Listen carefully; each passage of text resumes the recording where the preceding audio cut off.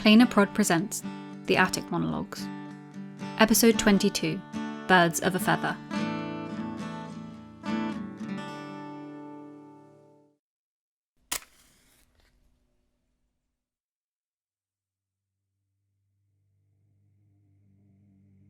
A boy grows wings.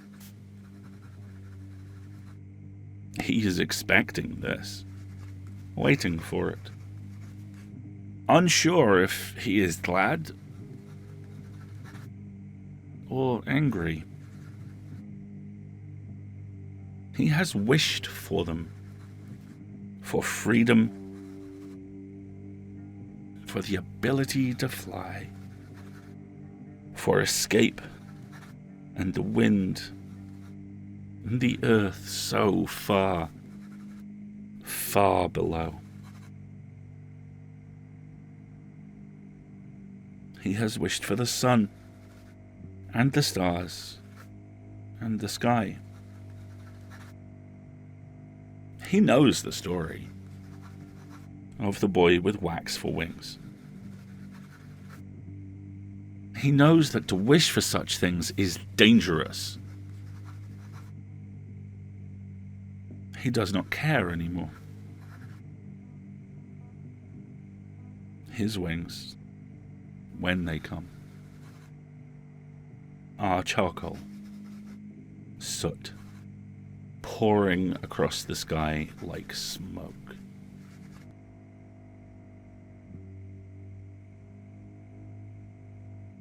His end, when it comes, is sudden. To him, at least. The signs have been creeping up on him for months, but his vision is a tunnel view. His friends are vanishing, slipping out of the world, and he does not notice.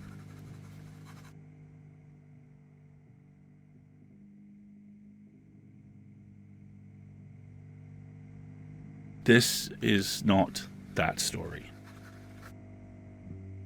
That was a story that could have been, that would have been, that wasn't. That was a story I had no interest in telling. This story is a blood and bones thing, a dragging of the tide, a moon and sun and stars in tandem. This is a story I must write, and you must be.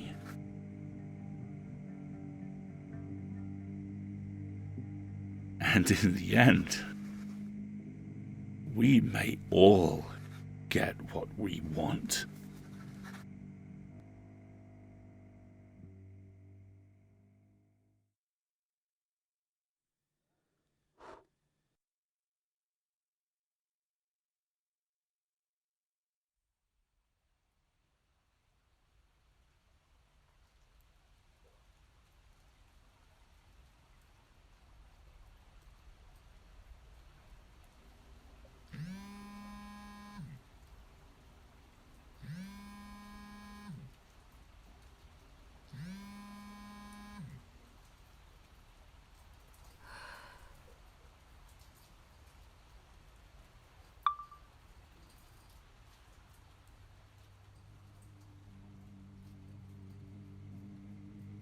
There is a rose growing where my heart should be. It furls and unfurls its petals in time with my pulse, some corrupted form of breathing. There are thorns in my mouth where my teeth should be.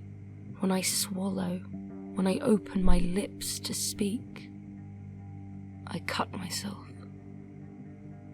Blood spills across my tongue, down my chin, and the words are muffled by my drowning. And my blood tastes of earth and dying leaves. I imagine myself scooping up sediment from the forest floor, placing a single leaf on my tongue, letting it dissolve in saliva and body heat.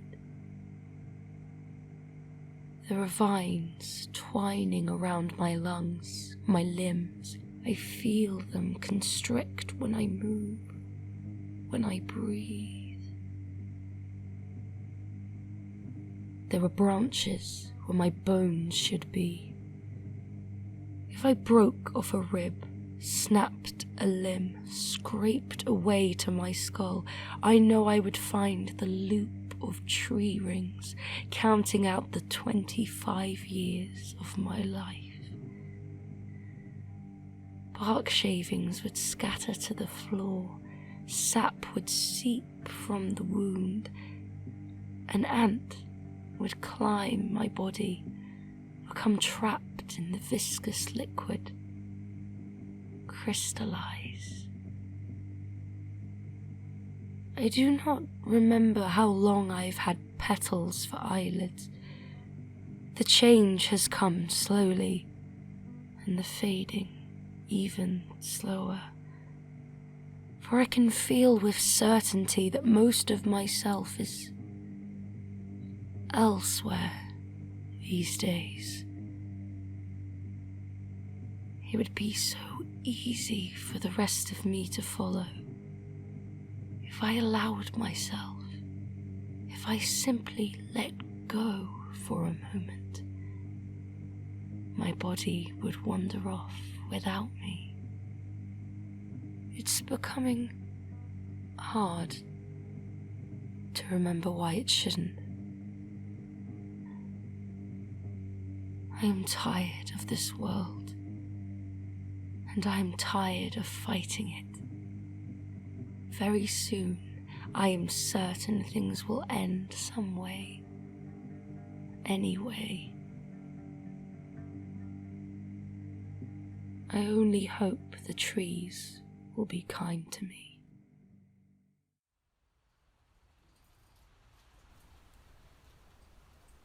Huh. Super short one.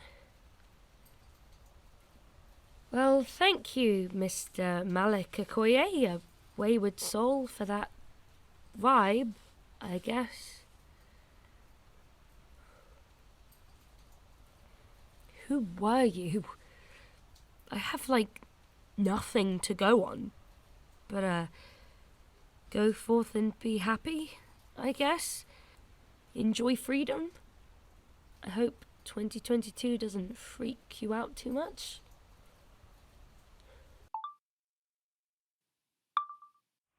So I googled all these people. All these monologues. I don't know why I didn't think of it before. Malik Okoye was reported missing in 1994. Mito Ricci in 1985. Hester de Terre in 1999. Yasmin Hakim quit her job and vanished from the face of the earth in 2003. Eliana Wickham, she was a teacher at my university. She taught physics. Her partner, Zelda Green, went missing in 2010. Eliana went missing a year later. That's just a few. All these people. All these real people. The ones I could find, at least. The ones who didn't slip between the pages or maybe never existed on paper before they were written down. I couldn't find any references to Noah Markham, or Corbin Blackwell, or Agatha. Maybe the first one is too old for there to be a record, and the other two, maybe they didn't want to be found. But most of them, too many to be a coincidence, or a lie. So all of this is real. I guess I shouldn't be recording them anymore, right? It feels rude to just expose all these people, just reading out their every thought, stripping them down to the bone. I wonder what my monologue would say.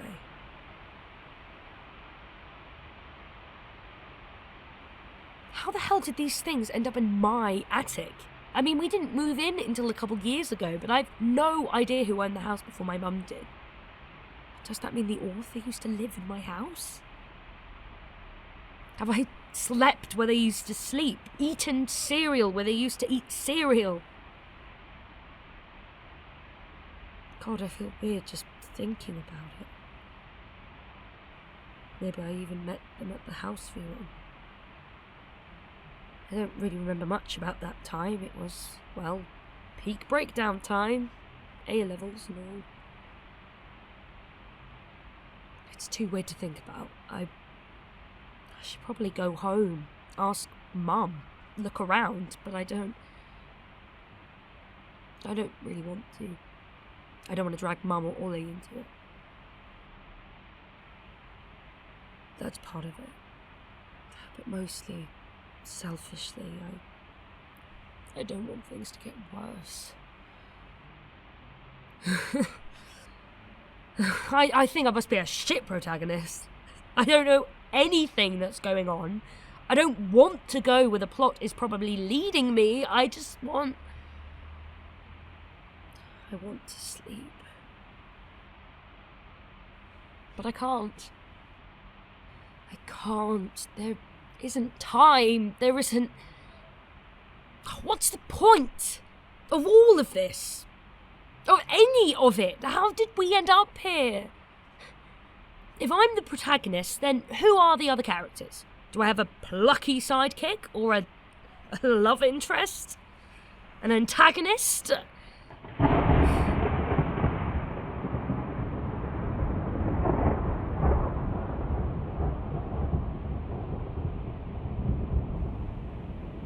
Is it you?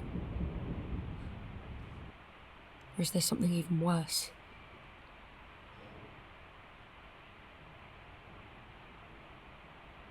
When does it end? Do you know?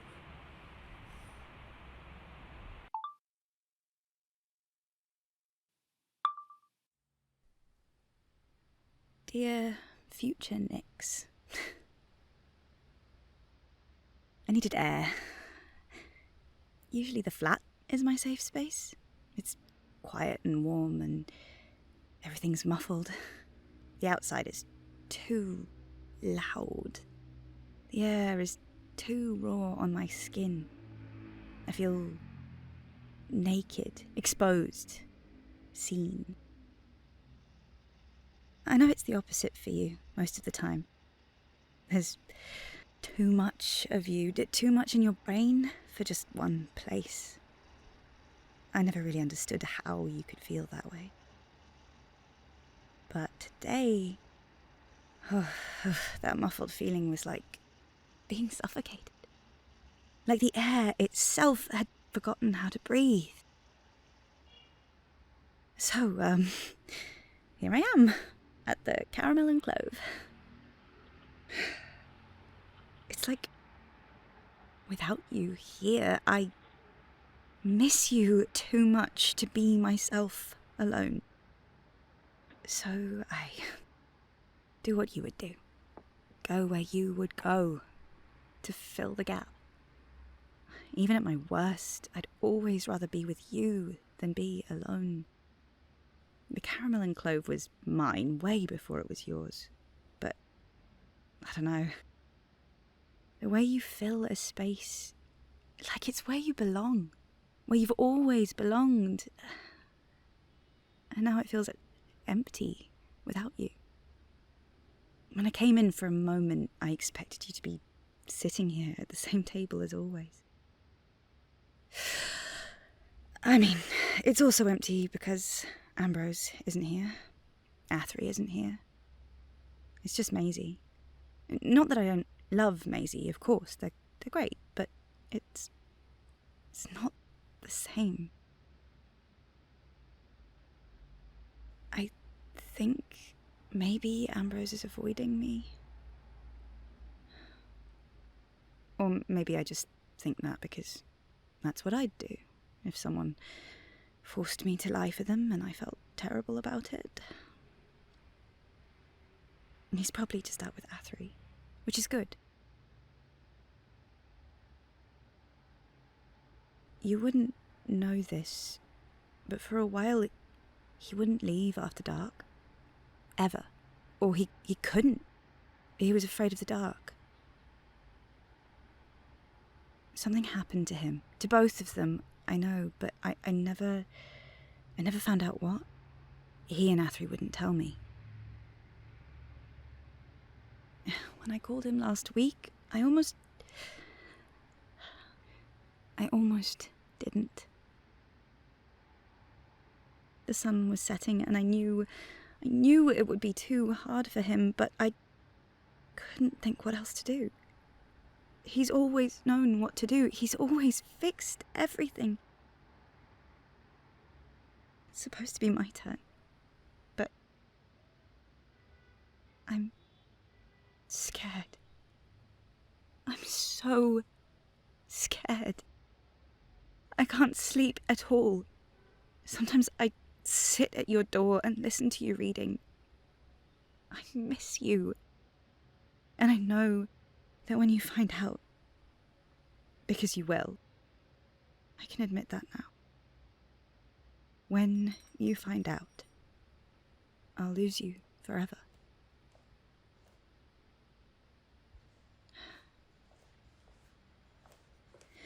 Nix, Is it National Pity Party Day?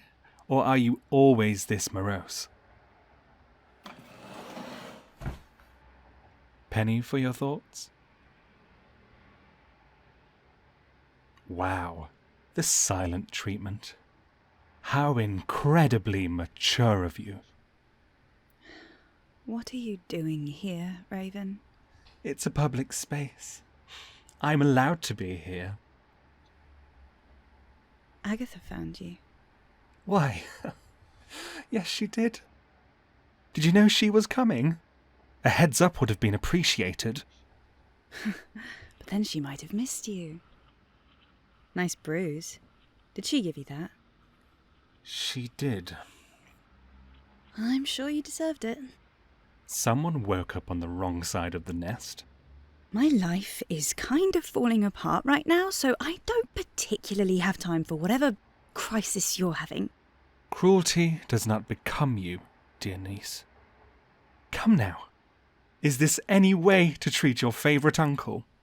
You're not my favourite uncle. I'm your only uncle. Exactly. Oh, I'm wounded. No, you're not. What do you want, Raven? Ambrose isn't here. As much as I'd love to see that ray of sunshine, I'm not here for him. Oh, were you hoping to stalk Nix again? I'm not stalking them, Bella. Dear God, you got dramatic while I was away. I got older. 15 years older. I'm a different person than when I was 5. Not so different. You're still scared, still listening to your mother far too much, still hedging your bets, still lying to yourself about what you want. Now who's being mean? I do apologise. Let's move on to less personal topics. Tell me about this pity party you're throwing yourself. I'm sure it's far more important than our family drama. It is not a pity party, and it's not important. Oh? Please, do elaborate. It's really not interesting, I promise. Of course.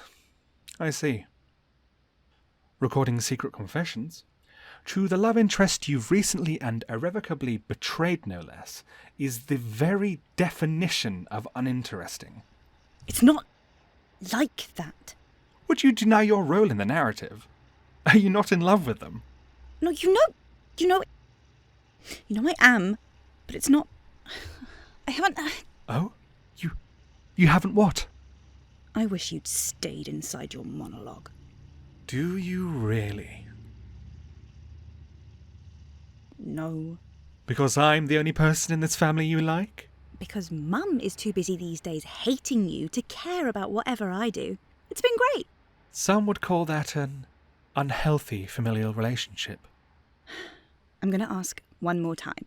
Are you here to stalk Nix again? Or just give me a heart attack by showing up unexpectedly? Again? I wasn't stalking your little protagonist. I was surveying. That sounds like stalking. Call it what you want. The fact remains that Nix Ryland is no longer your anonymous best friend. They're the protagonist. You don't get to keep them to yourself anymore. Better me follow them around than my sister. Or the author.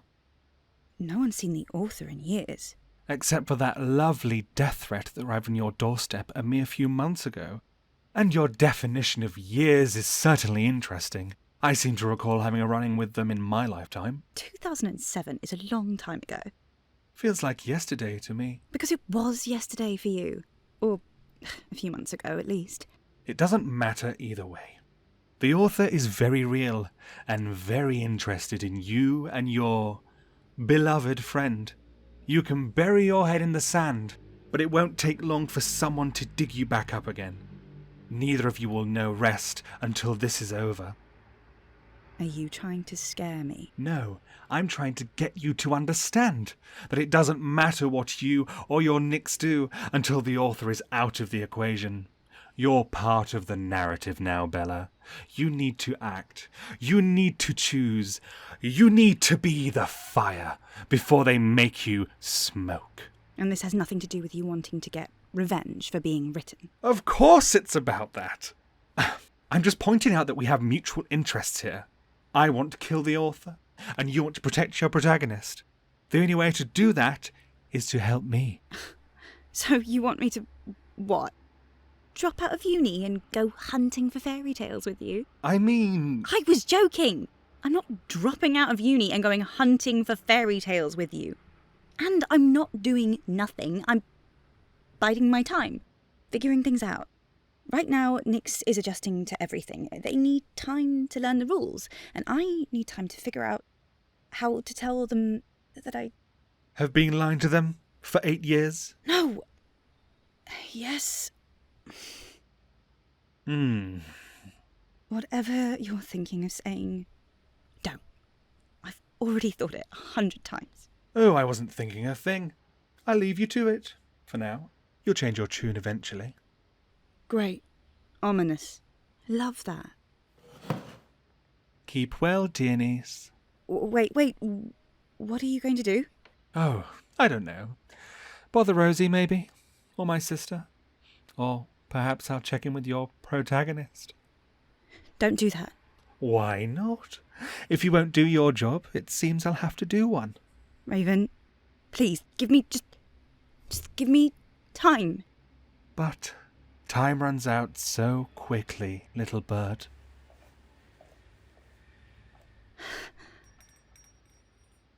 God damn it.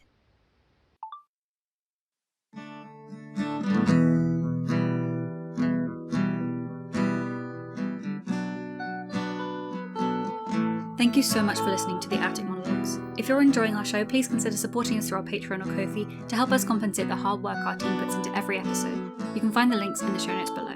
Alternately, you can leave us a review, whisper to the wind, or tell enemies and love interests and friends alike to listen.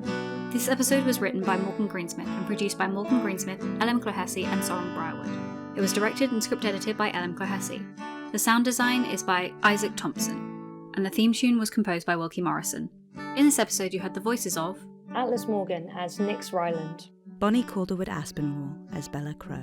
Drew Citrine as Raven. Alasdair Stuart as the author. The logo was designed by Sorren Briarwood. The social media is also run by Sorren Briarwood. You can find us on Twitter at Attic Monologues and on Instagram, Tumblr, Facebook, and TikTok at The Attic Monologues. For more information on our show, our crew, our policies, and other shows made by our people, visit our website www.plainaprod.com.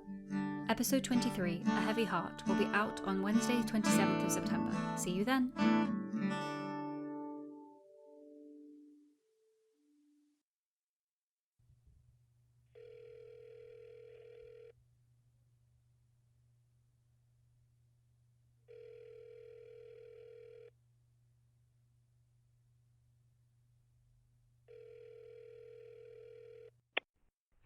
This is Bella. Leave a message. Or just text me. Cool. Thanks. Hey Bella, it's Seth. You up for a study session tomorrow? I know you have that essay due next week. I hope you're doing okay. Love you.